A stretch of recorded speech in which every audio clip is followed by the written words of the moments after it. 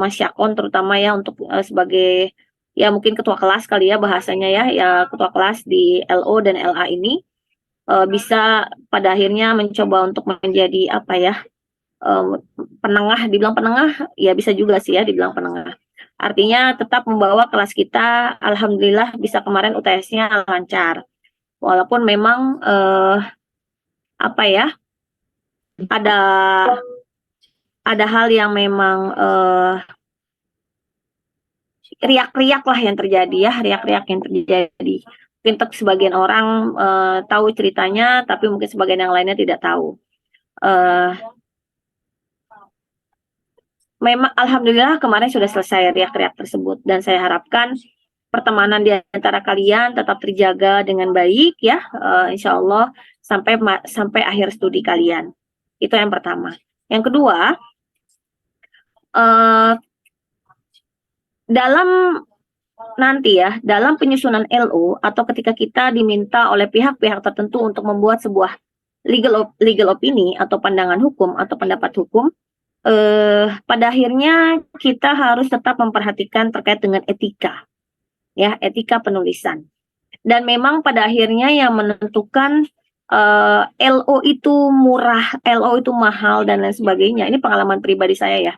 Saya bukan mengatakan bahwa LO saya juga murah, tapi saya juga tidak mengatakan bahwa LO saya harganya mahal, tidak ya.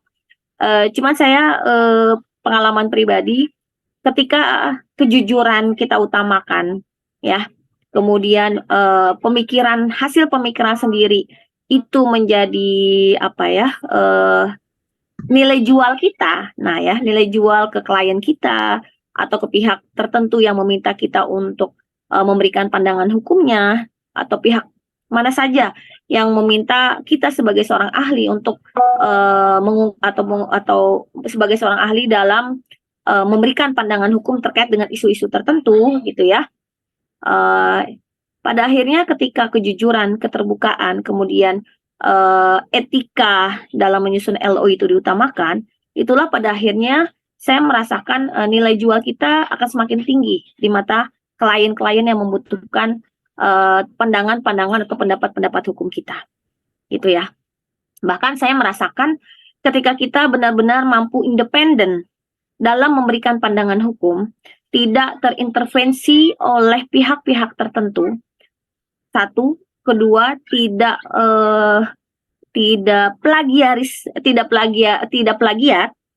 tidak duplikasi, kemudian benar-benar mengandalkan apa yang menjadi kemampuan dan kekuatan pikiran kita dalam menganalisis atau mengargumentasikan pandangan-pandangan hukum kita.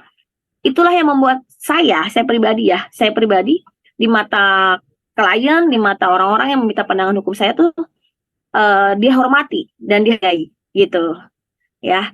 Dan pada akhirnya justru disitulah letak marwah itu bahasa Indonesianya apa ya Mbak Kayla ya, marwah nilai jual kita atau masyakon ya, nilai jual kita di mata orang gitu. Jadi saya sepakat yang kita mulai di UTS kemarin.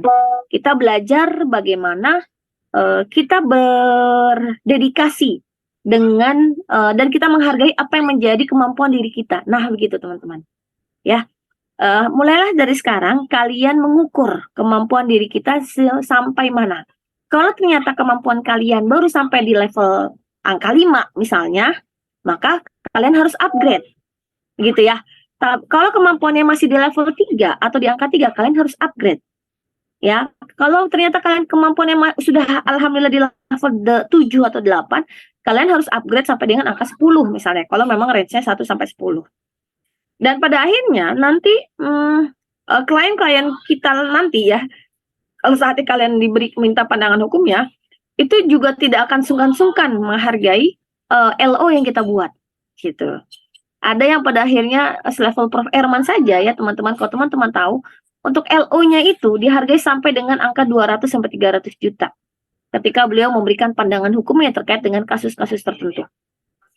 Bayangin coba, dan saya yakin angka 200 sampai 300 juta, bahkan bisa jadi 500 juta. Itu bukanlah bukanlah profesi yang bisa dilakukan dengan mudah, satu. kemudian dengan kita ngegampangin mengerjakannya, 2, atau suatu profesi yang kita tidak mempersiapkan segala sesuatunya dengan baik, 3. Tentu untuk mencapai angka tersebut, kita harus terus melatih skill analisis dan argumentasi kita dalam menuangkan pandangan-pandangan hukum yang akan kita buat nanti, begitu ya. Dan bukan berarti bahwa kita orientasinya uang juga, gitu ya teman-teman. Ya rekan-rekan mahasiswa, bukan orientasinya juga bukan uang, tapi setidaknya kita bisa mengukur bagaimana orang menilai kita, gitu ya. Orang menilai kita dan orang menghargai apa yang menjadi keilmuan kita, gitu. Dengan hal itulah pada akhirnya kita bisa mengukur. Kalau ternyata kita nilainya masih 500.000, 1 juta, oh berarti kita harus upgrade supaya jauh lebih berkualitas di mata masyarakat yang membutuhkan pandangan-pandangan hukum kita. Oleh karena itu teman-teman, mulailah segala sesuatunya, apapun profesi nanti yang kalian tekuni, dan membuat LO itu adalah menjadi sebuah skill dasar apapun profesi hukum yang nanti kalian tekuni, gitu ya. Mau kalian jadi apapun, menjadi penegak hukum, menjadi akademisi, menjadi peneliti, menjadi legal drafter, menjadi notaris, apapun pasti akan selalu melakukan apa yang disebut dengan legal opinion. Dan itu harus dimulai dengan kejujuran, ya, keterbukaan dalam berpikir, kemudian menguatkan analisis dan argumentasi kita berdasarkan pada teori dan dasar hukum yang memang mumpuni, gitu ya. Dan skill-skill itu dilatih. Skill tersebut dilatih dengan terus berlatih semaksimal mungkin. Gitu. Oke, bisa sampai di sini bisa dipahami? Ada yang ingin tanyakan? Oke. Kalau ditanyakan silahkan ya, sambil kita share. Nah, sehingga dengan demikian bahasa dalam pembuatan pendapat hukum atau pandangan hukum, kalau kita lihat dari materi yang saya sampaikan di e-learning itu menjadi sangat penting. Nah ini ya, berulang kali saya menyampaikan perlu adanya kejujuran, ya, dan kita tidak melandaskan pada pemikiran-pemikiran yang sesaat, atau bahkan bisa jadi kita menyembunyikan kebenaran. Nah ini dia. Hati-hati ya teman-teman, nanti saatnya kalian membuat LO yang benar, kalau tidak berlandaskan pada kebenaran yang sebenar-benarnya, maka nanti khawatirnya LO yang kita buat itu tidak tepat dan tidak relevan. Dan bahkan bisa jadi nanti LO yang kita buat itu malah menjerumuskan pihak yang meminta pandangan hukum kita. Hati-hati, gitu ya. Jadi kita memang harus benar-benar menemukan apa yang menjadi kasus posisi yang sebenarnya, apa yang menjadi peristiwa yang sebenarnya. Tuh. Nah, yang terpenting teman-teman, tolong memulai segala sesuatu itu harus dengan riset dan pengumpulan data yang akurat. Teman-teman pasti belajar mata kuliah metode penelitian hukum dan penulisan proposal nanti di semester 6. Jadi, bagaimana cara mengumpulkan data itu menjadi penting. Misalnya datanya apa yang kita gunakan, data sekunder apa yang kita gunakan, bahan hukum primer apa yang kita gunakan, bahan hukum sekunder apa yang kita gunakan. Ya, hal-hal seperti itu. Argumentatif jelas, ya, jelas ini harus terargumentasikan. Lugas, tegas, sistematis, dan mudah dipahami. Teman-teman nanti yang baca LO kita itu bukan orang hukum saja. Bahkan yang membaca LO kita bisa jadi adalah orang-orang yang tidak paham hukum. Sehingga kita harus bisa meremake atau menggunakan bahasa-bahasa yang bisa dipahami oleh siapapun yang membacanya. Gitu ya. Kalau memang yang membaca orang hukum ya nggak ada masalah. Tapi kalau ternyata yang membaca bukan orang hukum bisa gawat. Gitu ya. Orang non hukum baca bahan hukum bisa jadi pusing dan lain sebagainya. Gitu ya. Nah, pada akhirnya kita harus mampu menggunakan bahasa yang lugas, bahasa yang mudah dipahami, kemudian bahasa yang tidak membingungkan, bahasa yang ya nggak apa-apa kotor, bahasa yang tidak membingungkan dan lain sebagainya. Ya, bahasa yang simple tergantung kebutuhan. Kalau biasanya menggunakan bahasa itu tergantung instansi yang meminta. atau tergantung pihak yang meminta LO kita. Satu. Yang kedua, tergantung pada kasus yang kita akan buat LO-nya tersebut. Kalau ternyata kasus tersebut sederhana, maka dalam LO kita gunakan dengan bahasa-bahasa yang sederhana, kemudian tidak belibet dan lain sebagainya. Kecuali memang pandang yang dicari adalah masalahnya pelik atau liar atau penting atau bahkan mungkin jelimet gitu ya, bahasanya jelimet dan lain sebagainya. Mbak Kayla, saya lupa, bisa tolong link Zoom-nya dikasih ke Mas Chandra? Saya lupa nggak sih, Mbak Kayla atau siapa? Ya, saya lupa. Sebentar.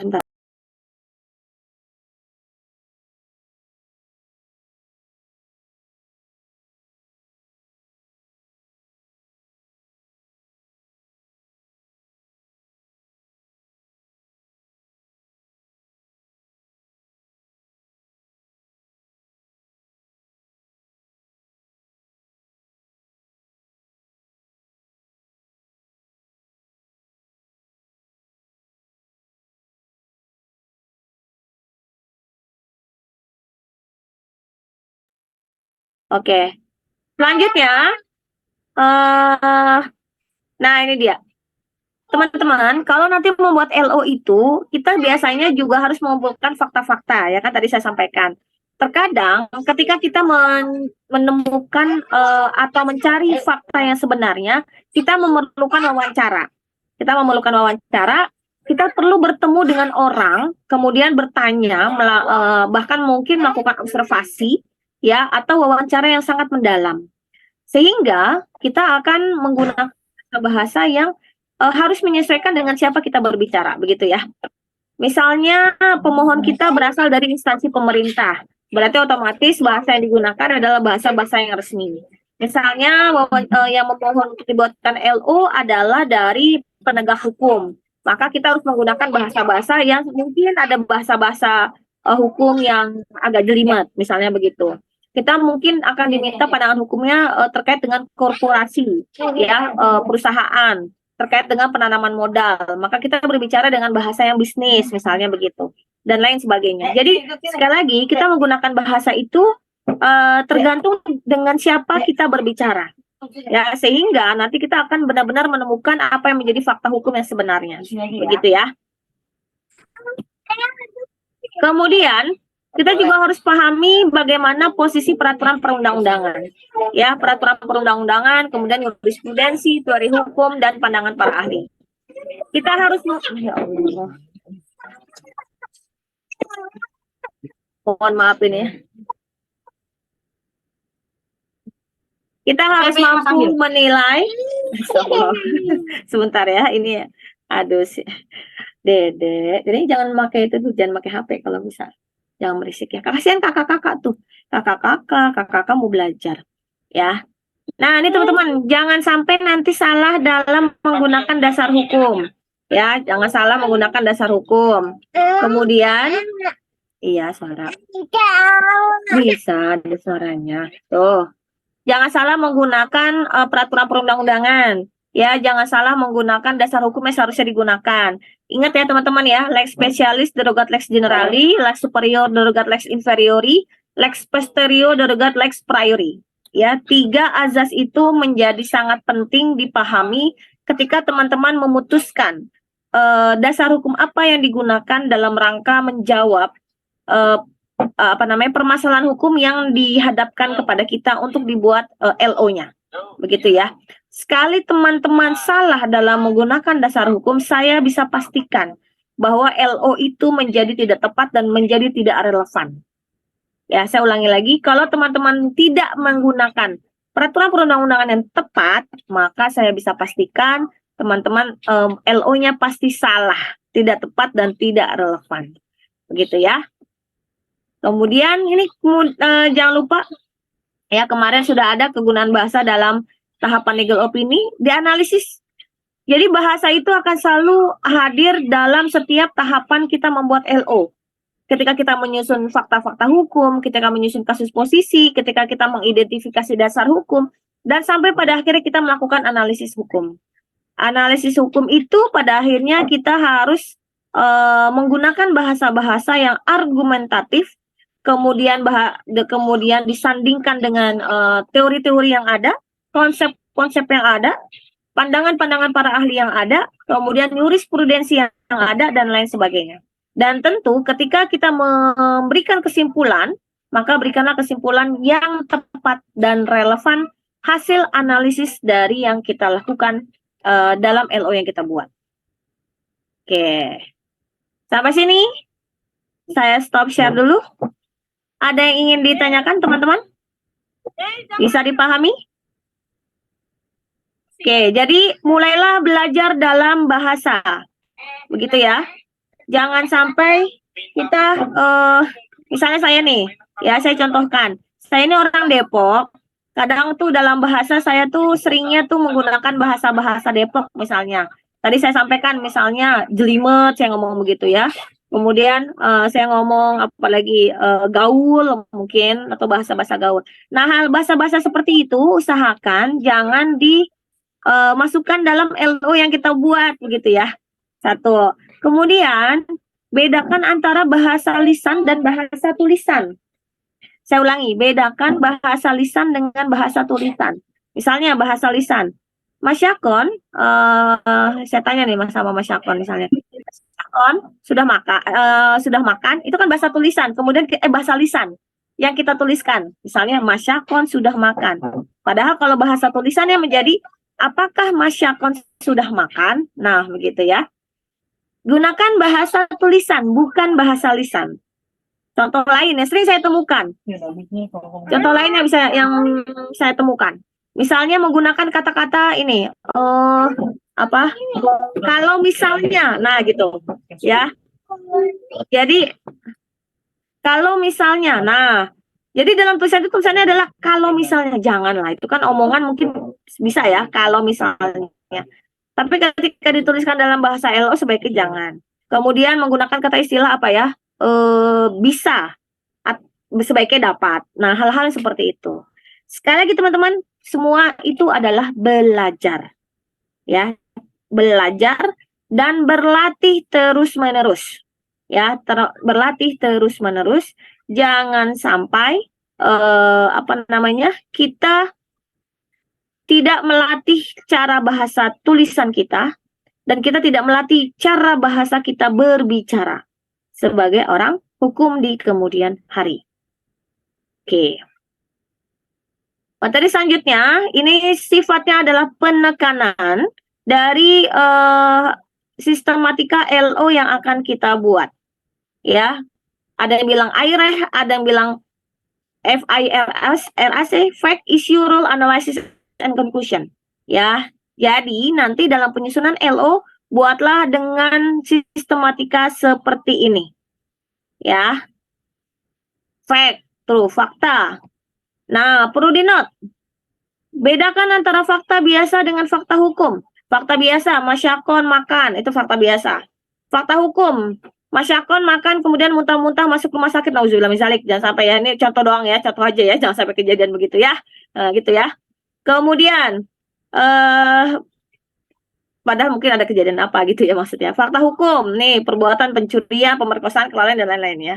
Jadi bedakan antara fakta biasa dan fakta hukum. Ya, kita harus mampu dan belajar mulai membedakan antara hal tersebut. Isu kalau bahasa metode penelitian hukumnya adalah rumusan masalah. Isu hukumnya apa? Masalah hukumnya apa? Ya, contoh, apakah perbuatan X bertentangan atau melanggar hukum? Apakah pihak Y dapat diminta pertanggungjawaban pidana dan lain sebagainya? Apakah peraturannya sudah tepat atau belum? Bagaimanakah penegakan hukum? Bagaimanakah apakah perjanjian yang terjadi sudah tepat atau belum? Apakah perjanjian tersebut sudah sah berdasarkan hukum? Itu ya, hal-hal seperti itu.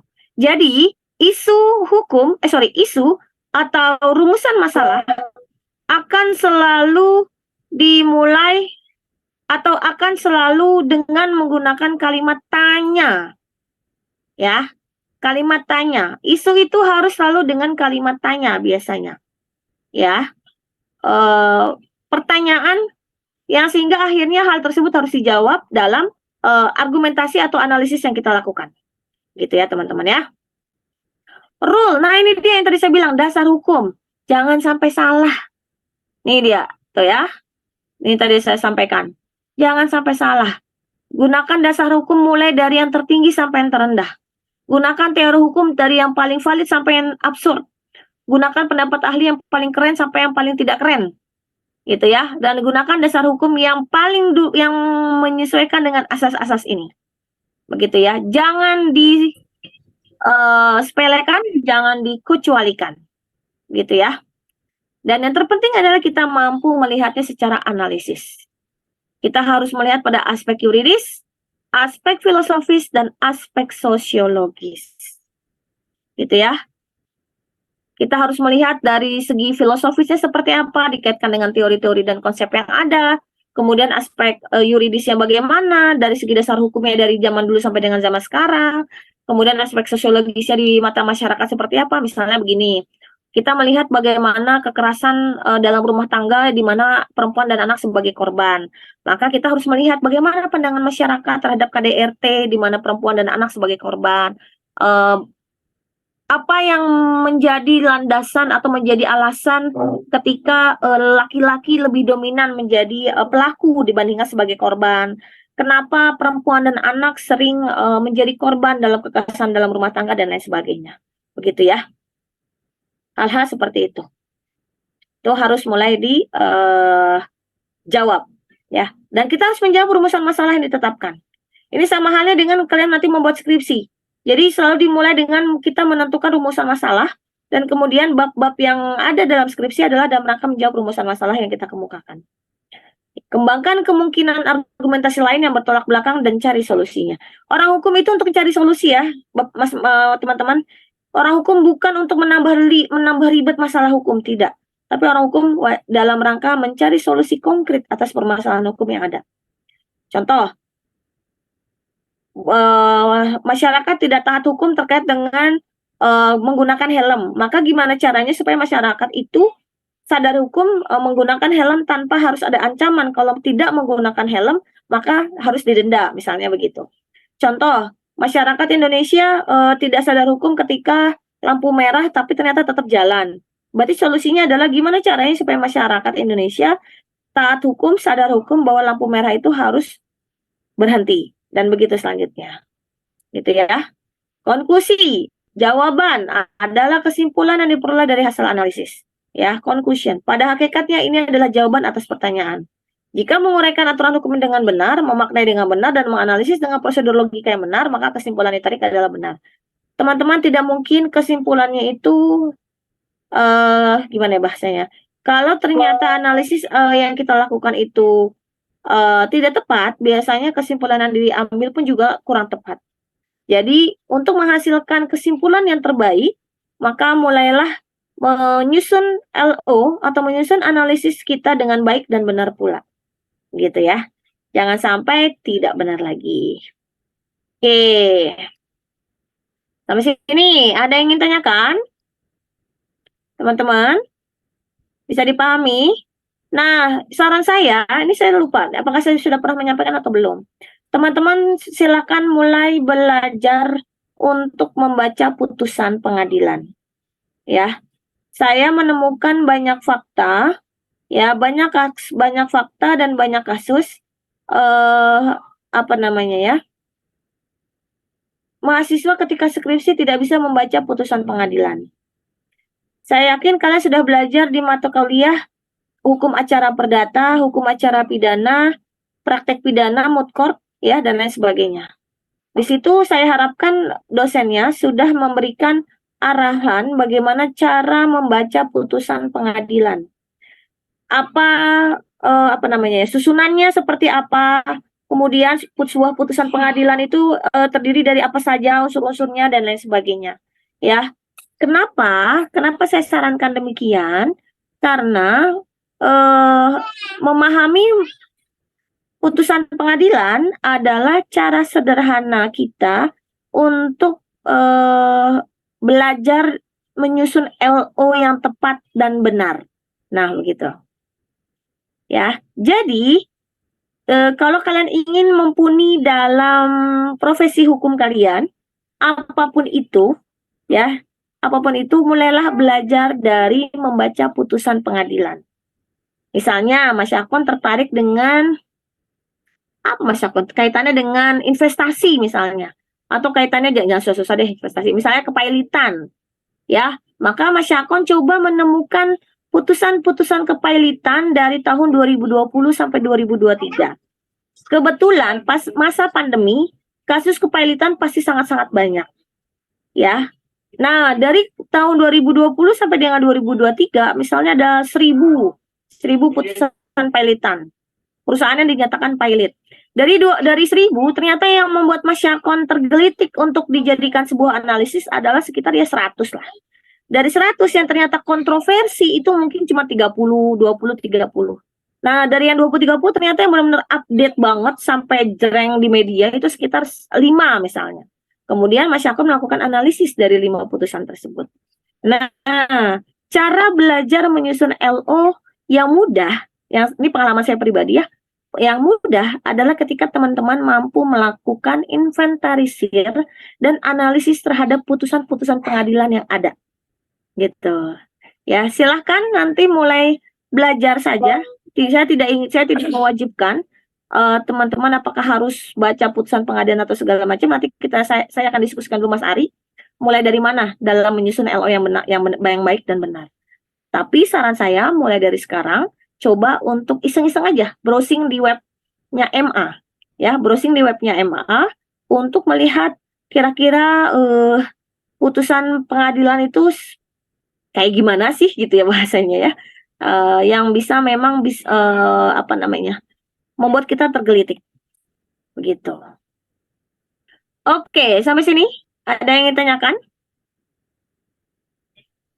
Nah, saya minta waktu dulu ya, maksimal sampai 9:30, semoga bisa mungkin kalau ini udah selesai, tinggal sekali pertemuan selesai. Teman-teman, saya ingin mengajak kalian berpikir. Dari tadi ngapain Bu? Dari mikir ya, gitu ya. Ini sekali lagi ini dari pengalaman saya. Misalnya kita dalam membuat pandangan hukum. Menurut kalian, apakah bisa jamin bahwa pandangan hukum yang kita buat itu benar-benar independen? Saya yakin tidak. Loh, saya jawab sendiri ya. Pengalaman saya berkata seperti itu. Ya, seringkali kita ada dalam tanda kutip intervensi atau bahkan pengaruh, ya, pengaruh dari eksternal maupun dari internal dalam menyusun LO yang kita buat, gitu ya. Pertanyaan berikutnya adalah, apakah diperbolehkan pengaruh tersebut mempengaruhi hasil LO yang kita buat? Memang saya melihat dan saya tidak hanya melihat, memahami sepertinya pengaruh eksternal maupun internal itu akan selalu ada dalam setiap LO yang dibuat oleh siapapun, gitu ya. Apapun temanya, apapun kasusnya, pasti akan ada pengaruh dari internal diri kita, subjektivitas kita yang menyusun LO, ataupun eksternal. Eksternal itu bisa dari pihak yang meminta LO kepada kita, atau mungkin kebijakan pemerintah, atau mungkin pandangan ahli dari yang lain, atau kasus-kasus yang mempengaruhi permasalahan hukum yang dimintakan LO-nya kepada kita. Pertanyaan berikutnya adalah, sampai sejauh mana pengaruh-pengaruh tersebut mampu membuat kita tidak independen dalam menyusun LO? Nah, itu pertanyaannya. Ya, jadi jangan sampai, oke lah, kita tidak bisa membuat diri kita independen 100% dalam menyusun LO yang kita buat. Ya, pasti akan ada pengaruh subjektivitas misalnya. Ya, misalnya saya menyusun analisis tentang restoratif justice terkait dengan penegakan hukum kasus-kasus KDRT di mana perempuan dan anak sebagai korban. Di situ subjektivitas saya sangat terlihat, misalnya terlihat karena saya perempuan, kok kayak bawaannya sedih, sebel dan lain sebagainya, gitu ya. Di sisi lain ada pengaruh eksternal, misalnya undang-undang yang tidak jelas, undang-undang yang sulit untuk ditegakkan, kemudian hakim yang tidak berpihak kepada perempuan dan anak dan lain sebagainya. Ya, biarkan faktor internal dan faktor eksternal tersebut tetap ada di sekitar kita. Yang terpenting adalah teman-teman mampu memilah mana faktor internal dan faktor eksternal tersebut tidak boleh mempengaruhi kita sehingga mempengaruhi independensi kita dalam memberikan pandangan hukum terhadap permasalahan hukum yang diajukan kepada kita untuk dijawab. Gitu ya. Boleh saja faktor internal eksternal tersebut mempengaruhi diri kita, tapi kita harus mampu memilah mana yang pantas dikemukakan dalam pandangan hukum kita, mana yang tidak dikemukakan dalam pandangan hukum kita. Ya. Lalu bagaimana Bu bahasanya ya? Kita mampu menjawab itu semua. Sekali lagi, ya kita harus melatih intuisi. Nah, intuisi kita dalam membaca permasalahan-permasalahan hukum, intuisi kita dalam rangka menjawab permasalahan hukum tersebut dikaitkan dengan teori, konsep, dan dasar hukum yang ada. Artinya ngapain? Harus terus berlatih. Gitu ya. LO itu bukan cuma ngomong-ngomong. Kalau bahasa Depok itu ngemeng-ngemeng. Enggak. LO itu juga bukan halusinasi. LO itu juga bukan sekedar insting. LO itu juga bukan sekedar, kayaknya saya dapat bisikan dari mana? Dari dari pembisik goib ya. Enggak. Tapi LO itu harus berlandaskan pada dasar logika dan cara berpikir kita yang ilmiah dan sistematis, tepat dan relevan. Begitu teman-teman. Ya. Jadi jangan dikira bahwa LO itu adalah hasil perdukunan, nggak boleh. Atau bukan nggak boleh, memang nggak benar. Ya, LO itu adalah hasil pemikiran kita yang independen sebagai seorang ahli hukum. Gitu. Ya, walaupun sekali lagi tadi saya sampaikan, bukan kadang, seringkali ada faktor-faktor internal dan faktor eksternal yang membuat LO tersebut menjadi berubah berubah jawabannya begitu ya. Jadi atau bahkan bisa jadi dipengaruhi oleh kliennya, misalnya kliennya mungkin kliennya ini, mohon maaf ya, misalnya kita jomblo ya, laki-laki misalnya, klien kita perempuan, kayaknya cantik nih gitu, boleh lah gitu. Hal-hal seperti itu mungkin saja, nggak ada kemungkinan ya hal seperti itu. Saya punya cerita. Jadi saya pernah membaca buku, dan ini adalah pengalaman empiris seorang advokat terkait dengan hubungan mereka dengan klien-klien mereka. Jadi advokat itu 2 laki-laki, dan dia menulis buku yang menjelaskan bahwa hubungan yang intens antara advokat laki-laki dengan klien yang perempuan ternyata memberikan pengaruh terhadap hubungan keluarga mereka masing-masing. Ya, mohon maaf ya. Ini kan sebenarnya ini cerita di buku ya. Tapi saya cuma cerita buku yang saya baca. Ternyata si kliennya itu jadi punya hubungan affair dengan advokatnya gitu. Sehingga akhirnya mempengaruhi hubungan dengan keluarga inti mereka. Mohon maaf nih, misalnya ada yang bercerai gitu ya, atau yang hubungan perselingkuhan dan lain sebagainya. Ya, Mbak Urfa tuh ketawa-tawa aja dari tadi. Tapi memang ini kenyataannya begitu ya, kenyataannya begitu. Dan tapi sekali lagi tergantung iman sih ya. Kalau imannya kuat juga nggak ngaruh ya, bisa tetap aja aman-aman aja gitu loh. Tuh.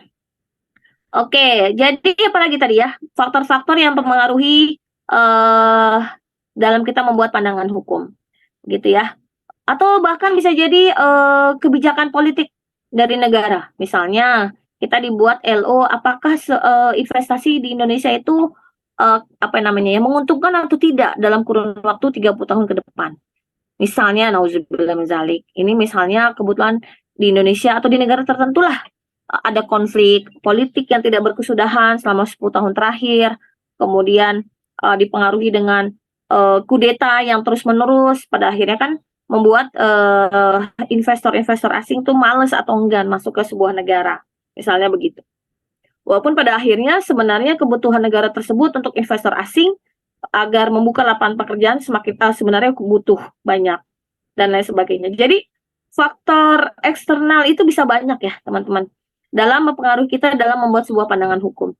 Dan sekali lagi, faktor eksternal itu jika ternyata mempengaruhi kesimpulan pandangan hukum kita, maka dia harus sertakan atau dijadikan sebagai bahan analisis argumentatif yang kita lakukan di LO kita. Jangan sampai kita membiarkan faktor eksternal itu tidak kita jadikan sebagai salah satu tolak ukur mengenai terkait dengan permasalahan hukum yang dibawa kepada kita untuk dibuat LO-nya. Ya, khawatirnya apalagi kaitannya dengan bidang ekonomi. Kalau ternyata LO tersebut kaitannya dengan apakah investasi asing di Indonesia capable atau menguntungkan 30-50 tahun ke depan, tapi kita tidak menyertakan kondisi-kondisi politik di Indonesia, maka bisa jadi kesimpulan akhir dari LO kita itu menjadi tidak tepat dan tidak relevan. Dan bahkan bisa jadi salah. Kita menjawabnya menguntungkan, tapi ternyata baru 5 tahun udah kolaps. Nah, ini kan merugikan klien ya. Amat sangat merugikan klien. Karena klien harus membutuhkan sebuah perhitungan bisnis yang mumpuni dalam kurun waktu 30-50 tahun ke depan. Gitu ya. Kemudian, apa lagi ya? Faktor-faktornya.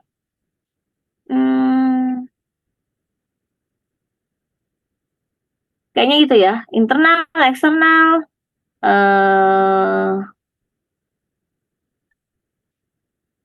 Sebentar, ini internetnya tiba-tiba ngedown.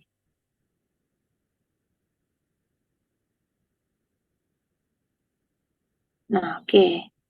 Jadi sekali lagi teman-teman ketika menyusun LO, jika ada kondisi-kondisi misalnya kondisi kemarin COVID atau pandemi, itu harus disertakan ya kalau memang ternyata mempengaruhi analisis argumentasi yang teman-teman buat sehingga mempengaruhi hasil kesimpulan yang teman-teman buat dalam LO kalian.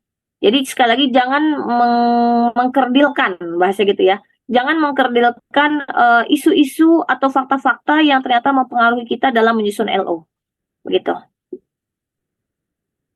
Nah, kemudian, ini prinsipnya ini penting ya. Ini malam ini terakhir materinya ini saja. Nanti kita sekali lagi, habis itu sudah selesai. Pertemuan terakhir nanti kita langsung masuk ke praktek. Prinsip dalam penyusunan LO. Ini sebenarnya kemarin sudah diajarkan oleh Mas Ari ya, bahwa harus tegas LO ini berdasarkan hukum apa gitu ya. Hukum Indonesia misalnya. Jadi bahwa rujukan atau dasar hukum yang digunakan adalah hukum positif yang ada di Indonesia, bukan hukum positif yang ada di Belanda. Nah, ini saya menemukan kasus nih. Ini, mungkin ini teman-teman jangan sampai kejadian ya. Jadi, kasusnya di Belanda, tapi dianalisis berdasarkan hukum Indonesia. Nggak nyambung ya, teman-teman ya. Ya, jaka cembung bau naik Gojek. Ya, kalau bahasanya gitu ya, nggak nyambung Jack gitu ya. Jadi, teman-teman harus mampu memilah dan jangan merasa bosok keren juga gitu kita menggunakan kasus dari luar negeri sehingga dijadikan keren, enggak juga ya, karena setiap kasus itu spesial, setiap kasus itu unik, dan setiap kasus itu memiliki karakteristiknya sendiri-sendiri, dan setiap hukum hukum positif yang ada di masing-masing negara tentu memiliki karakteristiknya masing-masing gitu ya. Karena kita memang beracaranya di Indonesia, ya sudah nggak usah gegayaan pakai hukum Belanda, hukum Inggris, hukum mana, nggak usah lah. Hukum Indonesia aja masih perlu banyak yang harus kita pahami, ya. Legal opini disampaikan secara lugas, jelas, dan tegas dengan tata bahasa yang benar dan sistematis. Ini tadi sudah saya sampaikan berulang kali. Tidak menimbulkan tafsiran berganda, nah ini dia ya, jangan bias. Jadi malah bingung, ini jadinya bagaimana ya Pak, Bu? Nah ketika sampai ke kita tuh. Jadi sebenarnya dasar hukum mana yang digunakan? Jadi sebenarnya dia bisa dihukum atau tidak? Jadi sebenarnya kita bisa berinvestasi di Indonesia atau tidak? Dan lain sebagainya. Ya. Legal opini tidak memberikan jaminan terjadinya suatu keadaan. Ya. Jadi sekali lagi ya, legal opini itu bukan perdukunan sehingga bisa memperkirakan apa yang terjadi di masa depan. Tidak. Tidak seperti itu. Ya. Legal opini benar-benar melihat apa yang ada di mata kita, gitu ya. Legal opini harus diberikan secara jujur dan lengkap. Ini tadi sudah berulang kali saya sampaikan, harus jujur, lengkap, jangan ada yang disembunyikan, ya. Apa adanya aja lah, pahit-pahit, manis-manis, udah sampaikan aja. Nggak usah khawatir nanti mohon maaf ya, misalnya mohon maaf nanti nilai angka saya kecil dan lain sebagainya ya, kayak gitu-gitu. Nanti besok pagi aja ya. Advokat atau pengacara atau konsultan hukum bertanggung jawab atas isi dan juga bertanggung jawab atas kebenaran dari legal opinion yang dibuat. Ya, ini sekali lagi sudah untuk sistematika penyusunan legal opini dan lain sebagainya. Yang terpenting adalah sekali lagi teman-teman ya, uraikan fakta-fakta dan kronologis dengan sebenar-benarnya. Ya. Dan tantangan terbesar adalah teman-teman ketika mampu menemukan fakta di balik fakta. Nah, itu dia. Saya melihat para profesor, para ahli di bidang hukum adalah ketika dia mampu menemukan fakta di balik fakta. Mohon maaf. Dan ini Pak, aduh, maaf. Dan inilah yang pada akhirnya membuat kita dalam tanda kutip bernilai di mata klien yang meminta pandangan hukum kita. Aduh, saya stop share dulu.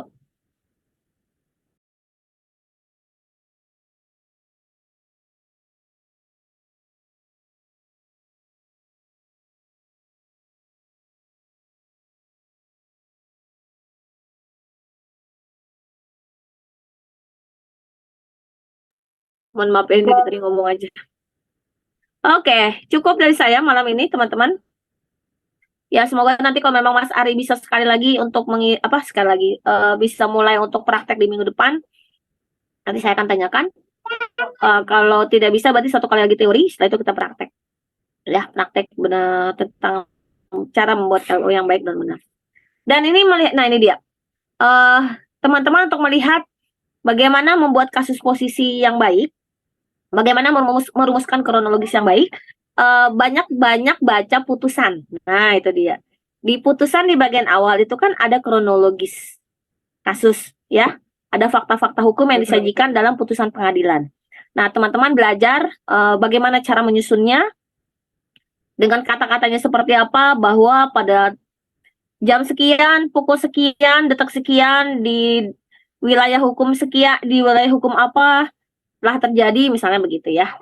Itu bagaimana cara merumuskan kronologis atas fakta-fakta hukum pada sebuah peristiwa hukum. Nah, begitu. Kalau teman-teman sudah langkah awal dalam membuat LO yang baik adalah ketika teman-teman mampu membuat kronologi atas sebuah peristiwa dengan baik pula. Itu saya pengalaman pribadi saya sih ya.